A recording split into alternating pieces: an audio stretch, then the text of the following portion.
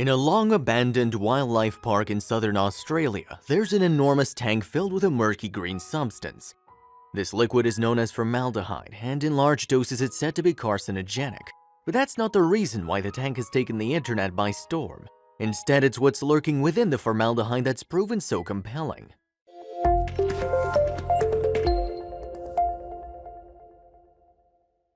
Once upon a time, the Wildlife Wonderland giant earthworm museum in Melbourne, Australia pulled in hundreds of thousands of visitors per year. In 2012, though, the animal park closed down forever, and while nearly all of the attraction's inhabitants were ultimately recovered and rehoused, a single eerie relic was left behind. And then 6 years later, a YouTuber discovered the last vestige of the park for himself. But what exactly did the adventurer unearth? Well, Wildlife Wonderland, which is situated near the Western Port Bay, was originally opened in 1985 by a real estate professional named John Matthews. Along with its giant worm display, the park hosted areas for koalas and wombats, a cafe, and a restaurant, and the exhibits were popular. In fact, around 350,000 visitors flocked to the tourist attraction annually. After the park became a success, though, Matthews sought to sell it on, and that's exactly what he did, handing Wildlife Wonderland over to a group of Chinese investors at the turn of the millennium.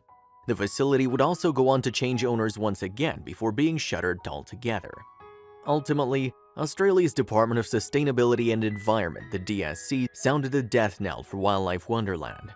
According to the DSC, you see, the owners had evicted the park's operator for attempting to run it without the necessary license, and as a consequence, Wildlife Wonderland was forced to close down for good in February 2012.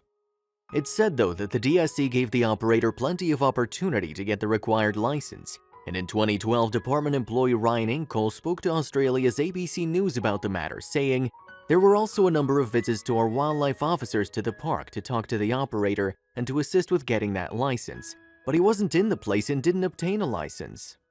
In addition to those administrative issues, Wildlife Wonderland was also plagued in its later years by allegations of staff mistreating animals. At the time of the park's closure then, the DSC was apparently investigating these reports.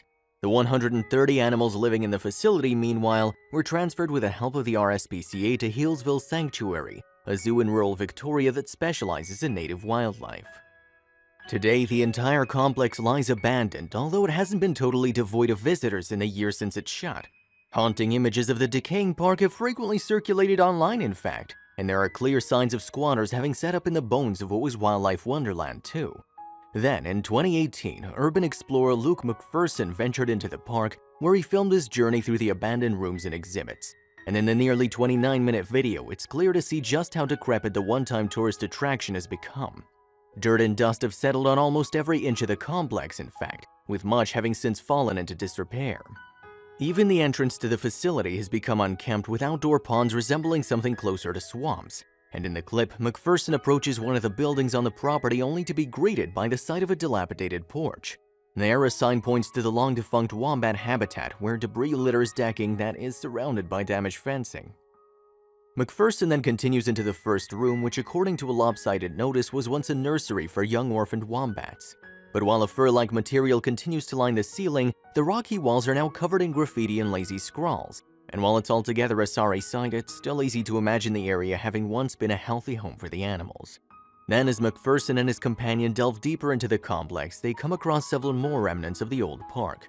Photographs of its one-time inhabitants still line the walls of the enclosures, along with accompanying information for visitors. And the rocks circling the enclosures could at one point have been stood on by curious kids angling for a better view of the animals. The buildings that previously housed animals aren't the only parts of the park that have fallen into disarray, however. As McPherson and his friend continue their tour through the complex, they come across a number of rooms that may have once contained offices, or perhaps living facilities. It's difficult to determine from the footage, as each room is a shabby, disorderly shadow of what it may have once been. Furniture, from desks and shelving units to couches and wardrobes, also lies strewn around many of these spaces. According to McPherson, though, the current inhabitants of these fixtures are possums who appear to have made themselves at home in the facility. But they may not be the only ones, as the large number of mattresses scattered throughout the abandoned sanctuary suggest. Yes, there are hints of squatters having taken up residence in the abandoned park. In one room, McPherson finds discarded food packaging with a date of January 2017, while a fridge elsewhere turns up milk emblazoned with the month April 2016. So while the urban explorers don't actually come across anyone living in the park during their visit, it seems that people may have done so in the past. But from there, things start to get a little creepier. In another room, McPherson stumbles upon a trove of discarded children's clothes, as well as a buggy, a hairbrush, and toys. A magazine among the piles of items suggests that they were left in 2015, 3 years after the park closed. Perhaps then a family were here at one point. Yet that's not even the strangest thing the duo inadvertently discovered during their tour of the facility. Seemingly unbeknownst to them, McPherson and his companion will ultimately venture into an area that hosts Wildlife Wonderland's only remaining attraction, and it's this part of their video that has subsequently captured the attention of a global audience. Thanks to this incredible discovery, McPherson's video has been widely shared across the web. In total, it's racked up more than 14 million views and tens of thousands of comments since it was first uploaded, and going viral has only helped to draw more attention to the abandoned, once-forgotten animal park. Among those comments were many shocked reactions, with a number expressing astonishment at what McPherson and his buddy eventually ended up finding. That said, the rest of the video also elicited some surprise from viewers. One person wrote, for example, "The park closed and the people literally just dropped everything and left. I can't believe there was still food in the fridge and old family pictures." But while most abandoned attractions are at least a little creepy, there's something particularly sinister awaiting the trespassing filmmakers. Indeed, when the duo first set foot on the property, they probably didn't expect to stumble across one of nature's greatest predators, yet that's exactly what they find as they enter one room. In the video, as the camera pans around, we see signs on the wall referring to a mouthful of teeth and the Phillip Island giant. Then McPherson shifts his gaze upwards and explains loudly, "What the hell? Can you guys see that?" Yes, floating in a tank of green liquid is a great white shark, and while the beast isn't alive, its spine-chilling silhouette is still enough to strike fear into anyone's heart. Then, after seeing McPherson's YouTube clip, Don Kransky headed to the abandoned wildlife park to see the shark for himself, and armed with painfully expensive gas vapor respirators to protect himself and his friend from the formaldehyde, he immediately found what he was looking for. It was initially hard to make out the shark, Kransky wrote for Vice in 2019, but we let our eyes adjust and its shape emerged, silhouetted by light pouring through a hole in the roof. And as it happens, the formaldehyde hadn't always been green. Instead, it had turned that way as a result of the damage to the tank. It's a big murky tank because the filters haven't been running, one visitor to the center told a Phillip Island and San Remo advertiser in 2019. You couldn't get into the shark though because the glass is 2 inches thick. There are also formaldehyde vapors coming out of the perspex lid. It's an eyesore. Yes, the attraction had unfortunately fallen into disrepair. In 2019, McPherson said to the 7 Network, "The tank was huge and in bad condition, with a rusting metal frame and smashed panels of glass and trash thrown inside." As a result, he could only linger in the room for a minute or so before the noxious odor from the formaldehyde fumes became too much. Yet the shark, which has since been dubbed Rosie, wasn't originally intended to be gazed at by tourists.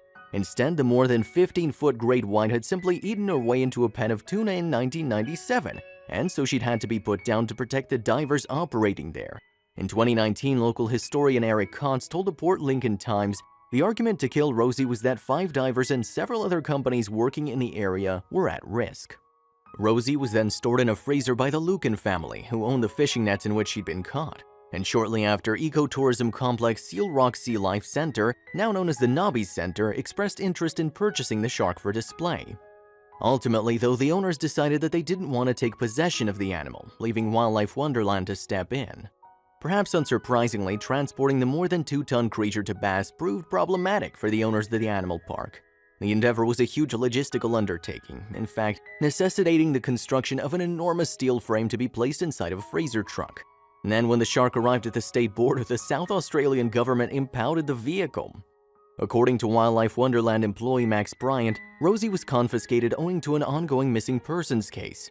"A woman had gone missing on a beach and they thought she may be in the shark," he said to the Phillip Island and San Remo advertiser. "So the shark was taken to the South Australian Museum where it was thawed and dissected, but the woman wasn't found in it." When the investigation of Rosie had concluded though, she wasn't put on ice again, but inside a tank that had been created specifically for her. After that, she was cured in formaldehyde over a few months. And through this period of time, Rosie's stomach started to become misshapen, meaning she ultimately had to be packed with polyester fiber. All in all, then, bringing the shark to Wildlife Wonderland cost the park around $500,000. The operation didn't end when Rosie arrived at the animal park, however. The owners had to construct a new room for the shark, for one, before taking out the roof and using a crane to drop her in. A concrete bunker also had to be installed underneath the building to account for any potential formaldehyde leakages. while the tank itself required perpetual filtering and monitoring. Yet all of the time, effort, and expense that had gone into bringing Rosie to Wildlife Wonderland seemed at first to have paid off. The park began exceeding its regular visitor numbers, you see, with people flocking specifically to see Rosie.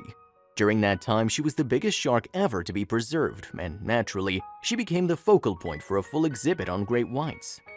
Over the years, Matthews has had plenty of calls asking him to revive the shark display. However, as it was a logistical nightmare to bring Rosie to the park in the first place, moving her again would be a massive job, as he put it to the Phillip Island and San Remo advertiser. It was a vibrant attraction, so I shudder every time I go past, Matthews added. I've never been back there since selling it. Not everyone has stayed away though. In fact, in the wake of McPherson's video, people reportedly started flocking to the site.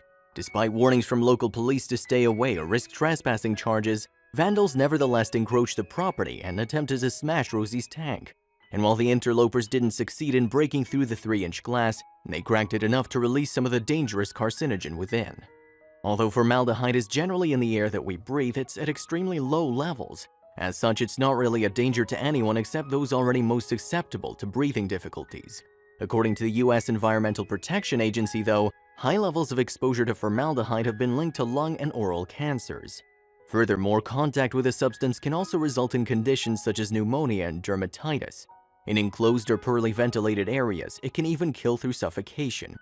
Yet with all that in mind, in 2019, an EPA Victoria spokesperson told news.com.au that it was aware of the shark and tank and did not consider them to be hazardous. Meanwhile, as word of Rosie began to spread, concerned campaigners set up a Facebook page dubbed Save Rosie the Shark, and the ploy seemed to work. In February 2019, it was reported that Wildlife Wonderland's owners had arranged for the animal to be taken to Crystal World, a nearby center housing the world's largest collection of crystals, gems, and minerals.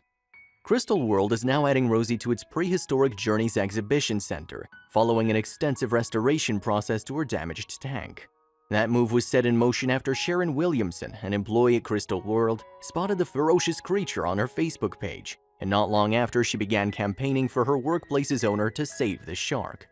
Otherwise, Rosie was going to go to a landfill, Williamson told the Herald Sun in 2019. It was quite logistical getting it out here and emptying it. According to Crystal World director Tom Capitani, Rosie was in surprisingly good condition too, especially considering the fact that she'd been abandoned for years. And now, the center is attempting to preserve the shark in glycerin for centuries to come. I told my staff, go and save her. I don't care what it costs, just save her, Capitani told the Portland Lincoln Times. I couldn't see such a beautiful animal, dead or alive, destroyed. It seems then that the Facebook page did the job, according to its founder Trent Hooper. In 2019, he told the Daily Mail, it's such a great outcome. Australia rallied together to save Rosie and get her a forever home at Crystal World. For Capitani, meanwhile, saving the great white shark was about preserving her past. That includes the damage her tank suffered from vandals at Wildlife Wonderland, which will be left untouched. So, after years of languishing in an abandoned park, Rosie will finally go on display once again with no charge to visitors. And any money raised from merchandise sales is set to be donated towards shark conservation and study, a fitting continuation of this creature's incredible story.